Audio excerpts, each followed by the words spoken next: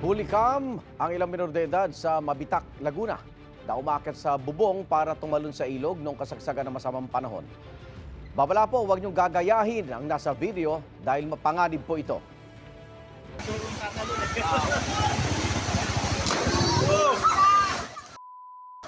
Tumalon ng batang yan mula sa mataas sa bubong ng covered court. Ang kanyang mga kasama, inakyat naman ang katabing opisina ng LGU para magsilbi itong diving board.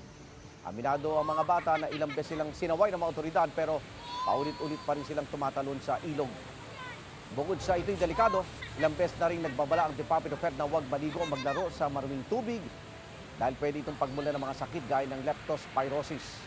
Ayon sa hepe ng Mabitak Disaster Risk Reduction and Management Office, nabubutas na ang bubong na opisina dahil sa peligrosong stunt ng mga bata. Plano nilang lagyan ng harang ang dinaraanan ng mga bata para hindi na makaakyat sa bubong.